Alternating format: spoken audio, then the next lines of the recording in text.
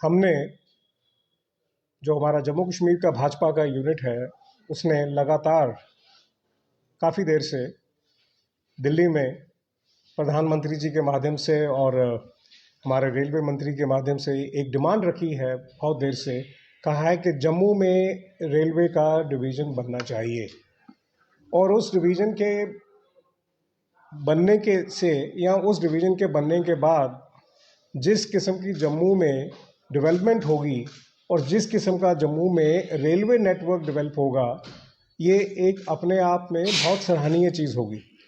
आपको मैं बता दूं कि अभी तक पूरा जो रेलवे का नेटवर्क है भारत का, वो नेटवर्क जो है 19 जोन में बंटा है और 19 जोन जो हैं वो आगे 70 डिवीज़न में बटे हैं।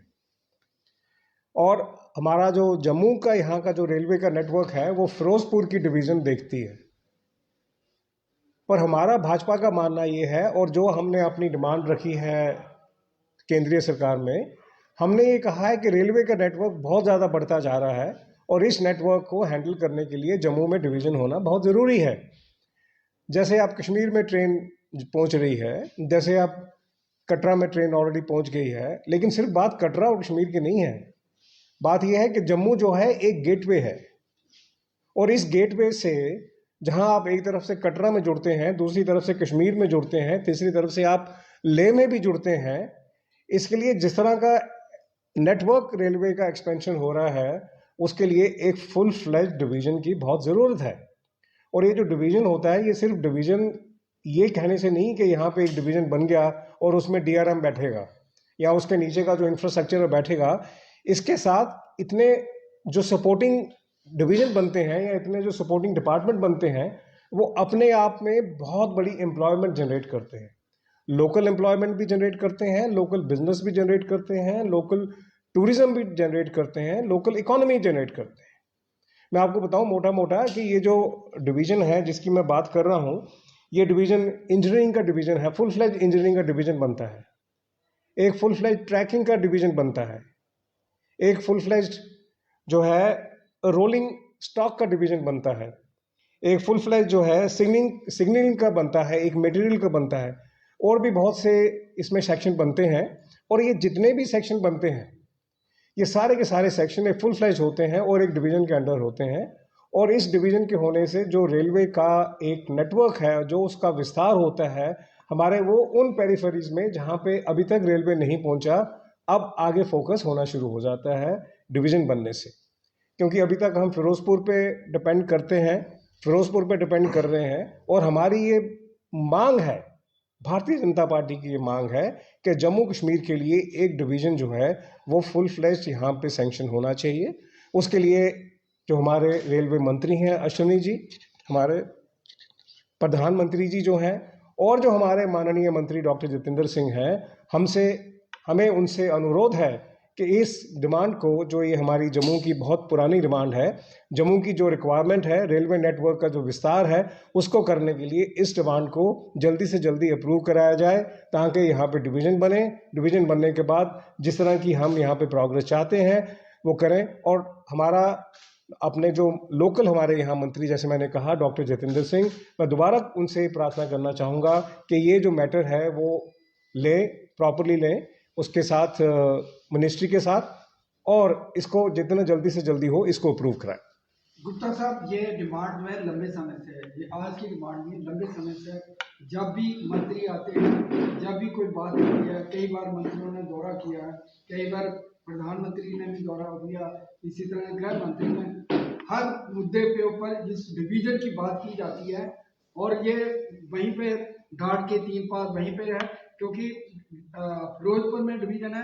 ये लंबे समय से डिमांड रही है कि यहाँ पे विस्तार हो चुका है और यहाँ पे जम्मू को डिवीजन बनाना चाहिए। देखिए, जैसे अब कश्मीर में रेल आने वाली है जनवरी में, अब सिर्फ एक वो बात एक ट्रेन की नहीं है, हम तो उस तरह का विस्तार चाह रहे हैं कि हर घंटे में एक ट्रेन चलनी चाहिए।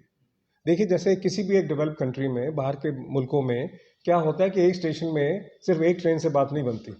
जहाँ पे आपका टूरिज्म बढ़ रहा है, जहाँ पे आपकी इकोनॉमी बढ़ रही है, जहाँ पे आपका बाकी चीज़ें बढ़ रही है, वहाँ पे एक डिवीज़न का होना ज़रूरी है। आपने बिल्कुल ठीक कहा कि हमने काफ़ी देर से इसकी डिमांड कर रहे हैं और अभी हमारे माननीय प्रधानमंत्री जी, माननीय मंत्री जी और जो हमारे यहाँ के लोकल एमपी हैं डॉक्टर जितेंद्र सिंह जी, तीनों के संज्ञान में ये बात है और ये बात को बहुत शिद्दत से बहुत सीरियसली लिया जा रहा है और इसको जो है किसी भी किसी से भी बात करने की ज़रूरत हो, किसी से भी अप्रूवल की ज़रूरत हो, ये होगा और ये अप्रूव ही होगा और आप जल्दी थोड़ी देर में सुनेंगे ये अप्रूव हो गया है और इसका जो है हम इकट्ठे मिलकर सेलिब्रेट करेंगे। गुप्ता साहब, एक इसी के साथ जुड़ता हुआ सवाल है। जिस तरह से आपने कहा है ट्रेन पहले कटरा गई फिर कश्मीर में जाएगी, तो जहाँ पे जो बिजनेस है उसको बहुत ज़्यादा प्रभावित होगा। यहाँ पे कुछ ना कुछ रेल जहाँ तक भी रहनी चाहिए, लोग जहाँ तक भी उतरना चाहिए ताकि जहाँ की व्यापार जो है बढ़े। अगर डायरेक्ट ये रेल कश्मीर में चल गई, जहाँ का तो व्यापारी जो है वो पठानकोट की तरह जो बड़ा था पहले, उसी तरह पे सड़क पे आ जाएगा, क्या करेंगे? मैं आपको ज़रा याद दिलाना चाहूँगा कि पठानकोट में जब रेल रुकती थी वो पठानकोट के पास जम्मू में आई। ऐसा नहीं कि पठानकोट की इकॉनमी खत्म हो गई, आज भी पठानकोट की इकॉनमी बहुत अच्छी है। देखिए, कहीं पे अगर कोई छोटी सी इशू होता है या किसी की वजह से इकॉनमी अगर डिस्टर्ब होती है तो दूसरे सेक्टर्स ऑटोमेटिकली ग्रो कर जाते हैं।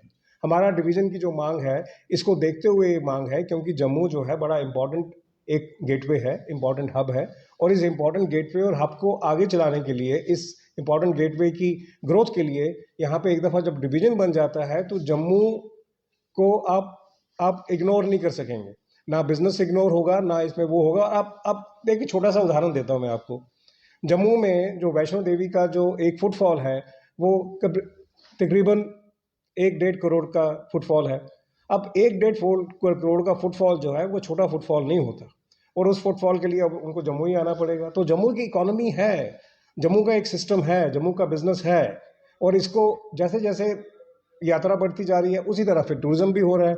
जम्मू के टूरिज्म स्पॉट डेवलप हो रहे हैं, जम्मू के टूरिस्ट सर्किट डेवलप हो रहे हैं, बाकी जम्मू की चीज़ें हो रही हैं, तो ये सब चीज़ें जो है ऑटोमेटिकली बैलेंस हो जाती हैं। गुप्ता साहब, जम्मू के डेवलपमेंट की बात करें, जहाँ कोई किसी प्रकार की कोई पर्यटक स्थल का विकास नहीं हुआ है, ना ही धार्मिक जो है स्थल का विकास हुआ है, ताकि लोग जहाँ रुके आके ठहरे और जम्मू के व्यापारियों को बिजनेस मिले, जहाँ तो कोई भी ऐसी डेवलपमेंट नहीं हुई है। आज तक क्या हुआ? आज तक ये हुआ कि वैष्णो देवी लोग आते थे, वैष्णो देवी आने के बाद लोग चले जाते थे।